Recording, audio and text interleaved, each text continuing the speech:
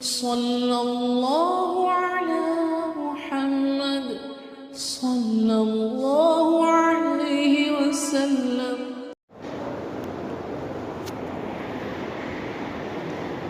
جو لوگ پہلی صف میں رہتے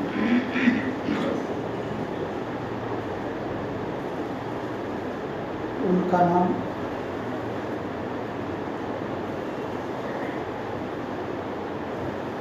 پہلے صف والوں میں لکھا جائے۔ پہلی صف والوں پر 3 رحمتیں ہیں۔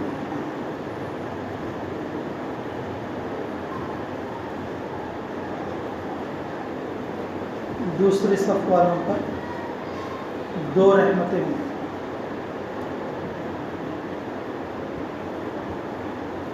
تیسری صف والوں پر 1 رحمت ہو۔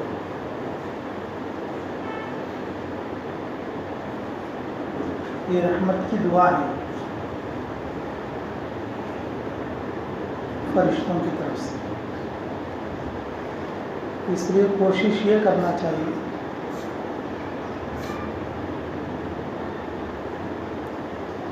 کہ پہلی صف میں بیٹھے ہیں۔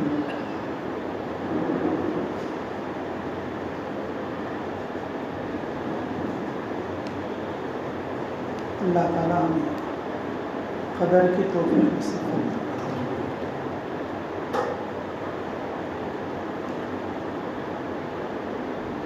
ماشاء اللہ،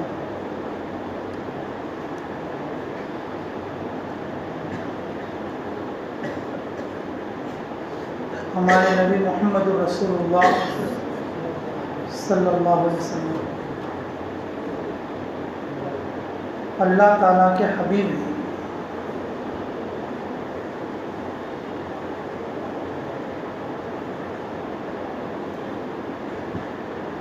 اللہ نے آپ کو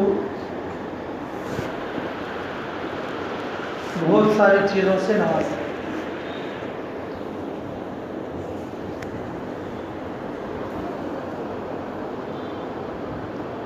دنیاوی اعتبار سے بھی اور آخرت کے اعتبار سے۔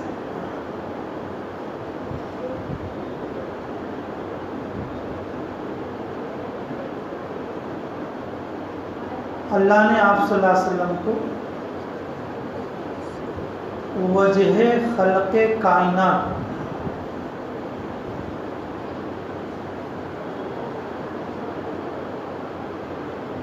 مخلوق کے پیدا کرنے کی وجہ بنایا۔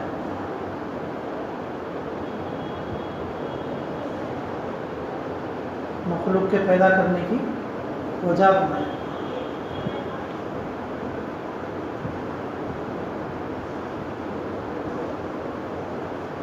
اور آپ صلی اللہ علیہ وسلم کے لیے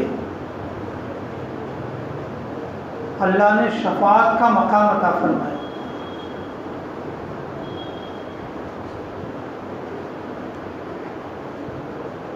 اللہ رب العزت نے آپ کی نبوت پر، نبوت کے سلسلے کو اختتام فرمایا، ختم فرمایا۔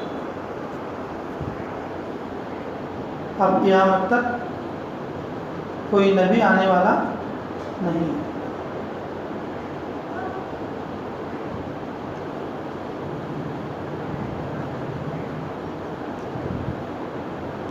بہت ساری نعمتیں اللہ تعالیٰ نے ہمارے نبی محمد رسول اللہ صلی اللہ علیہ وسلم کے لیے عنایت فرمایا۔ اللہ کی طرف سے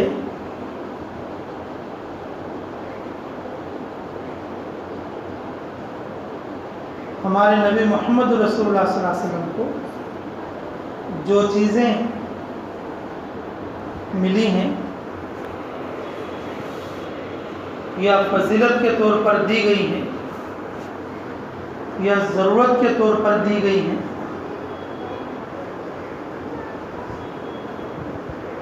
تو وہ بے شمار ہیں، اور ان میں سے ایک چیز جو ہے معراج شریف بھی ہے۔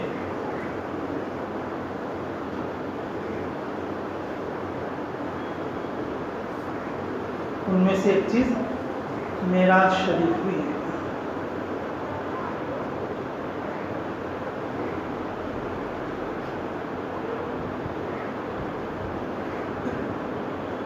کسی نبی کو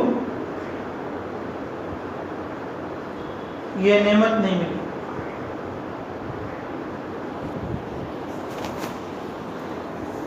کسی نبی کو یہ چیز نہیں ملی.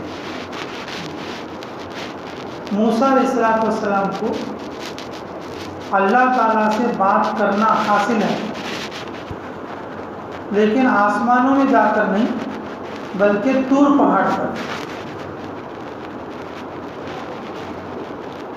موسیٰ علیہ السلام اللہ تعالیٰ سے بات کرنے کے لیے جاتے تھے، لیکن آسمانوں میں نہیں گئے، طور پہاڑ پر جاتے تھے. اللہ نے آپ کو کلیم اللہ بنایا. موسیٰ علیہ السلام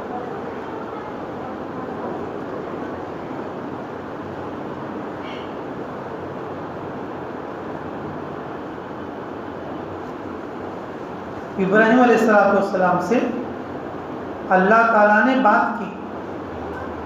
آپ خلیل ہیں لیکن خواب کے ذریعے سے. اس کے ذریعے سے، خواب کے ذریعے سے. لیکن میرے عزیزو، ہمارے نبی محمد رسول اللہ صلی اللہ علیہ وسلم کو اللہ نے ایسا مرتبہ اور ایسا اعجاز عطا فرمایا کہ اللہ نے آپ کو معراج جیسی نعمت عطا فرمائی.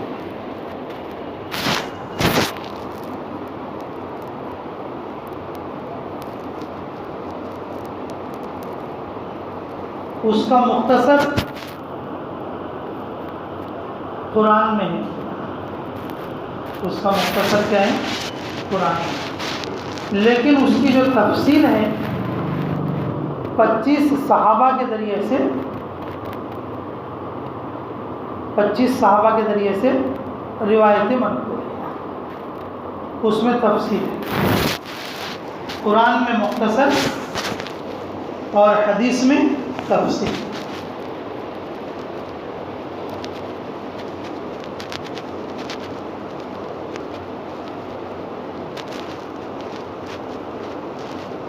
معراج شریف کے واقعے کو ایک ایک آدمی ایک ایک نظریے سے دیکھتا.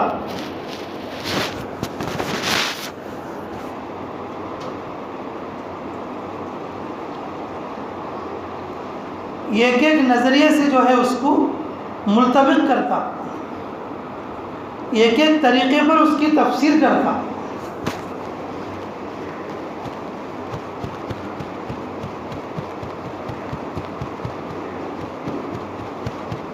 لیکن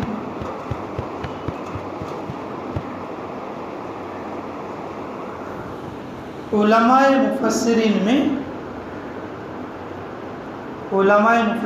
میں جو قرآن کی تفسیر بیان کرنے والوں میں اکثر لوگوں کی رائے یہی ہے، اللہ تعالیٰ نے رسول اللہ صلی اللہ علیہ وسلم کو جو معراج کرایا، جو معراج کی نعمت اللہ تعالیٰ نے ہمارے نبی محمد رسول اللہ صلی اللہ علیہ وسلم کے لیے عطا فرمایا،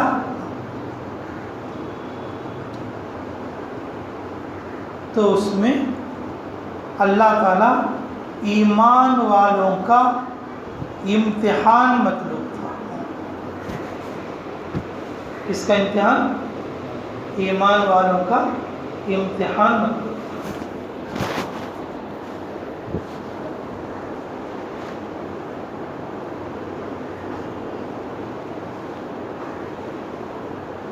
رسول اللہ صلی اللہ علیہ وسلم کے درجے کو بڑھانا، رسول اللہ صلی اللہ علیہ وسلم کو تسلی دینا، رسول اللہ صلی اللہ علیہ وسلم کو حق الیقین حاصل کرانا، رسول اللہ صلی اللہ علیہ وسلم کے لیے سارے نبیوں پر فضیلت بیان کرنا، رسول اللہ صلی اللہ علیہ وسلم کو جنت اور جہنم کی سیر کرانا، رسول اللہ صلی اللہ علیہ وسلم کو مکہ کے اندر جو تکلیفیں مشرکین کی طرف سے پہنچی ہیں اور ان تکلیفوں پر صبر دلانا،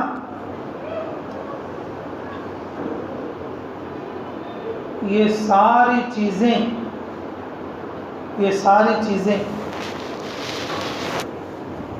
مفسرین کی طرف سے منقول ہیں، لیکن سب سے ایک بڑی وجہ جو عقیدے کے نقطہ نظر سے جو دیکھی جاتی ہے تو سب لوگوں کا کہنا یہ ہے کہ اللہ تعالیٰ نبی کے ساتھ جو حالات پیش کرتے اور اس زمانے کے لوگوں کے ایمان کا امتحان ہوتا ہے، اس زمانے کے لوگوں کا ایمان کا امتحان ہوتا ہے۔ اور اس میں ایمان کا امتحان کیسا تھا؟ اس میں ایمان کا امتحان کیسا تھا؟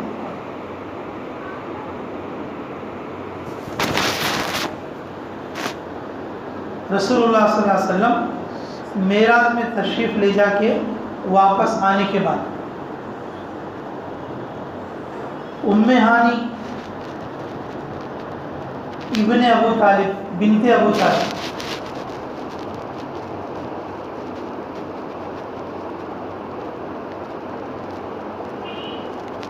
ام ہانی کے گھر میں رضی اللہ تعالیٰ عنہ آرام فرما رہے رسول اللہ صلی اللہ علیہ وسلم، اور جس رات کو معراج میں تشریف لے گئے واپس آنے کے بعد سب سے پہلے یہ جو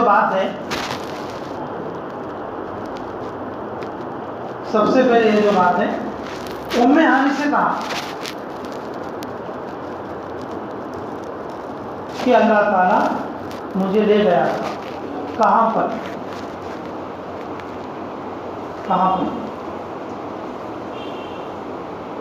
کہ بیت المقدس، پھر اس کے بعد آسمان میں، وہ ساری سیر ختم ہونے کے بعد اور پھر مجھے یہاں پر لا کر چھوڑ دیا۔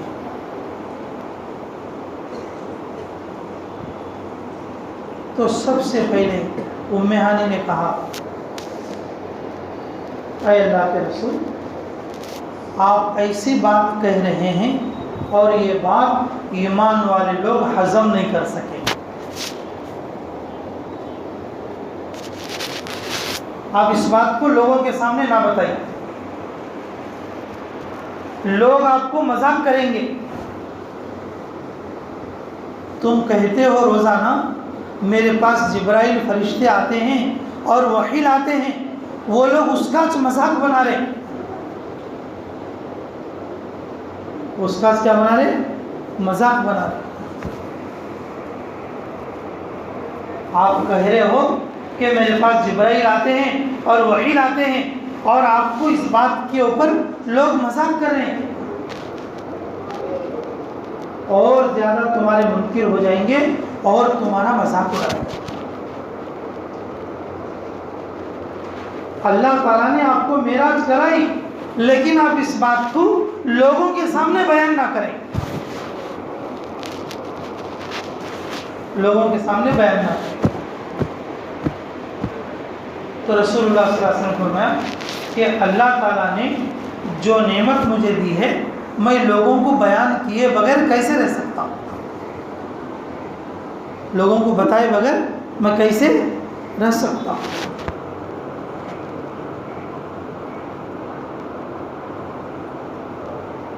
صبح کی نماز بھی، اور صبح کے بعد رسول اللہ صلی اللہ علیہ وسلم سر جھکائے، سیدھا ہاتھ ٹھوڑی پہ لگائے، تھوڑا افسوس میں بیٹھے تھے۔ تو سامنے ابو جہل آیا، سامنے کون آیا؟ ابو جہل۔ اگر بولا کیا ہمت ہو رہی، کیا فکر چل رہی، کوئی نیا حکم آ گیا یا کوئی نئی بات آ گئی؟ کون بولے؟ ابو جہل۔ کوئی نئی بات آ گئی یا کوئی نئی بات ہو گئی؟ تو رسول اللہ صلی اللہ علیہ وسلم بولے کہ ہاں، اللہ رب العزت مجھے لے گیا تھا۔ کہاں لے گیا تھا؟ کہ بیت المقدس لے گیا تھا. ہاں پھر اس کے بعد کہ پھر اللہ تعالیٰ مجھے آسمانوں میں لے گیا, پھر اللہ تعالیٰ اپنا دیدار کرایا, اور پھر لا کے یہاں پر چھوڑ کر چلے.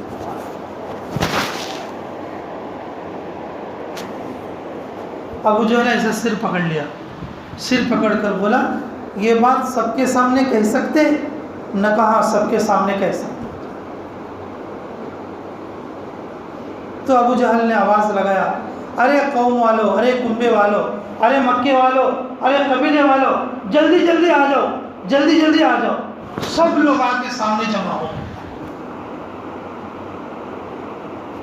سب لوگ آ کے سامنے جمع ہو.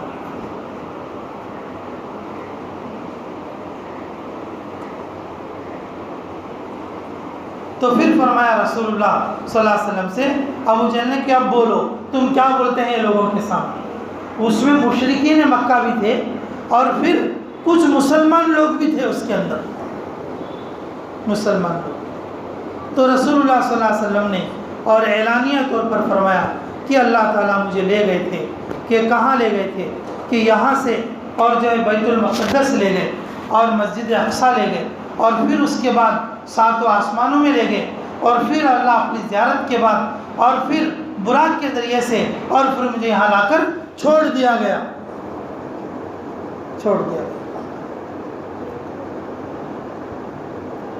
اس وقت میں جتنے لوگ تھے کہ انہوں نے تعجب کے طور پر اور اپنے سروں کو پکڑ لیا, اور جو کافر لوگ تھے وہ مذاق کرنے لگے, ارے بھائی اب ہمیں مانتے رہے تو ایک سے ایک باتیں بتاتے ہیں. اب تک تو بولے تھے کہ میرے پاس وحی کا فرشتہ آتا ہے, ہاں چلے بھائی بول کو ہمیں کیا بھی بولنے نہیں. اور اب کیا بولتے ہیں کہ 2 مہینے کا رستہ ہے بیت المقدس کا, اگر ہم اونٹ پر یا سواری پر گئے تو, کہ اتنا لمبا سفر کہ رات میں گئے بھی اور پلٹ کر پھر واپس آ گئے بھی صبح.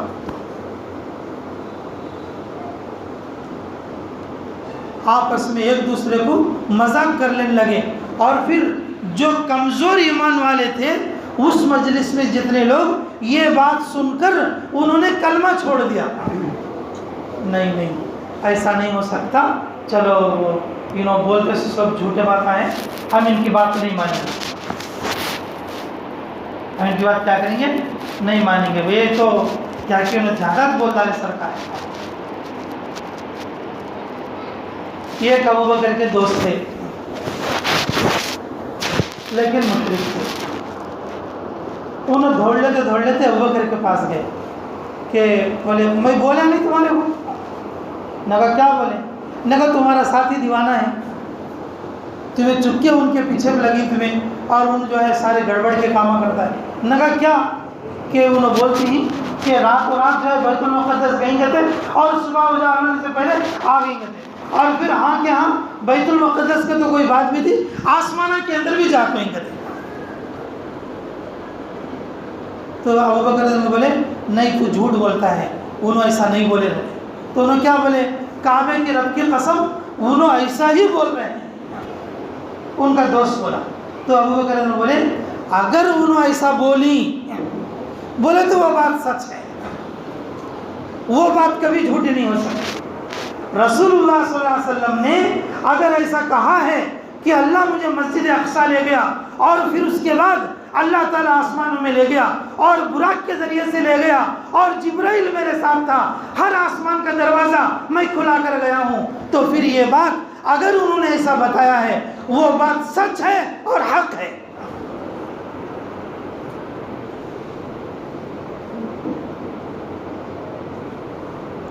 تو ان کا جو دوست تھا ابو بکر ان کا بولے ارے تو کیسا مان لیتا یار, اتنی بڑی تعجب کی بات ہے, اتنی دور کا سفر ہے, انہوں کیسا جاتی راتوں رات اور کیسے آ جاتی اور کیسے جاتی, تو کیسا مان لیتا؟ تو ابو بکر رضی اللہ عنہ بولے کہ وہ اللہ کے نبی ہیں, ادھر نکلنے والا سورج ادھر نکل سکتا ہے, اللہ کی قدرت سے کوئی چیز بعید نہیں ہے, لیکن میرے نبی محمد رسول اللہ صلی اللہ علیہ وسلم کبھی جھوٹ نہیں بول سکتے۔ اگر انہوں نے کہا ہے کہ اللہ مجھے مسجد اقصی لے گیا تو وہ ضرور لے گیا ہوگا۔ اگر انہوں نے کہا ہے کہ میں معراج میں 7 آسمانوں میں گیا تھا، اور وہ ہو سکتا ہے۔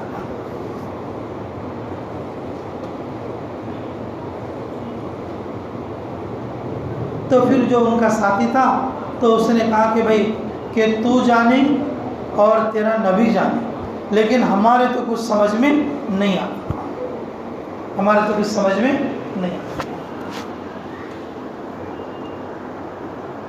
ان کے آنے سے پہلے جبرائیل علیہ السلام رسول اللہ صلی اللہ علیہ وسلم کے پاس آئے، آ کر بولے تمہارا دوست ہے ابو بکر، وہ اس وقت میں ابو بکر نہیں ہے، بلکہ وہ تمہاری امت کا صدیق ہے۔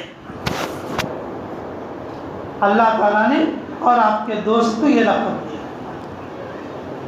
ابھی ابو بکر پوچھنے کے لیے اور ملنے کے لیے، بات کرنے کے لیے ابھی رسول اللہ کے پاس نہیں آئے، جبرائیل علیہ السلام آ کر خبر دیے کہ یہ جو تمہارا دوست ابو بکر ہے، اللہ کی طرف سے اسے لقب ملا ہے، یہ تمہاری امت کا صدیق ہے،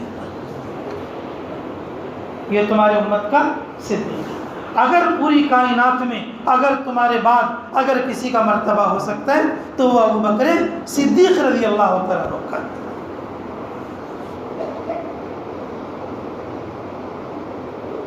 جب آئے رسول اللہ صلی اللہ علیہ وسلم کے پاس ابو بکر رضی اللہ عنہ، تو کہ انہوں نے فرمایا کہ یا رسول اللہ میں یہ کیا سن رہا ہوں؟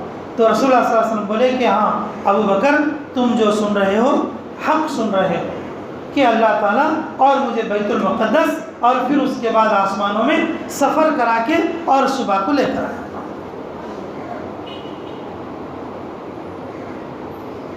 سفر میں لے کر آیا تو رسول اللہ صلی اللہ علیہ وسلم کی بات پھر ابو بکر رضی اللہ عنہ پھر جو ہے تسلیم کی۔ اب یہ بات تو ایسی ہوئی، لیکن جو مفسرین حضرات جو بات میں بتانا چاہ رہا ہوں، جس بات کے بتانے کے لیے میں بیان شروع کروں، اس کا مقصد کیا ہے کہ تو تفسیری نقطہ نظر سے انبیاء پر جو حالات اللہ تعالیٰ کی طرف سے آتے ہیں وہ امتحاناً آتے ہیں۔ جو وجوہات میں نے بتایا شروع میں کس وجہ سے معراج ہو سکتی ہے، وہ وجوہات بھی ہیں، لیکن اس میں سے ایک وجہ یہ بھی ہے اللہ تعالیٰ ایمان والوں کا امتحان بھی چاہتے ہیں، اور جتنے بھی کچے ایمان والے تھے اس وقت میں مرتد ہو گئے تھے۔ کچھ لوگوں کا ایمان اللہ تعالیٰ کو پسند نہیں تھا، اور کچھ لوگوں کو اللہ تعالیٰ اکھاڑ کر پھینکنا تھا، کچھ لوگوں کو اللہ تعالیٰ ایمان سے دور کرنا تھا۔ اس لیے اپنے نبی محمد رسول اللہ صلی اللہ علیہ وسلم کو معراج جیسی نعمت عطا فرمائی، اور اس کے انکار میں وہ لوگ کافروں کے ساتھ مل گئے۔ یہ بات جو ہے جھوٹ ہے، ایسا نہیں ہو سکتا، ہماری عقل اس کو تسلیم نہیں کرتی۔ ہم ایمان انہی باتوں پر لائیں گے اور جس کو ہماری عقل مانے گی، اور جس بات کو ہماری عقل تسلیم نہیں کرتی ہم ایمان نہیں لائیں گے۔ یہ مشرکانہ منافقانہ ذہن ہے۔ ایمان اس چیز کا نام ہے ہماری عقل تسلیم کرے یا نہ کرے، اللہ اس کے رسول کی بات کو جیسا بتائی گئی اور اس طریقے سے ماننا اور یقین کرنا، یہ ہمارے صحیح ایمان کی نشانی ہے۔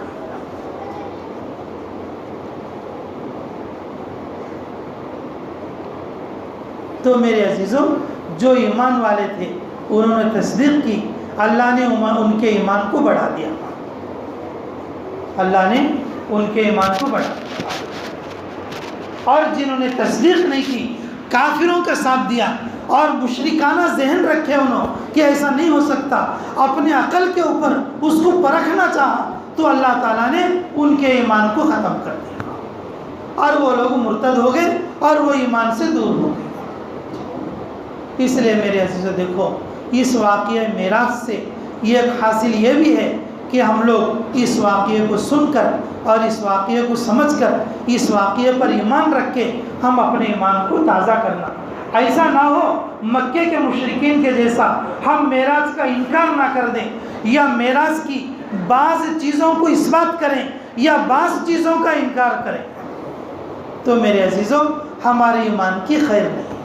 رسول اللہ صلی اللہ علیہ وسلم کا معراج میں جانا، رسول اللہ صلی اللہ علیہ وسلم کو معراج ہونا اور معراج کے واقعے کا پیش آنا، یہ ایمان والوں کے ایمانی امتحان کے لیے بھی۔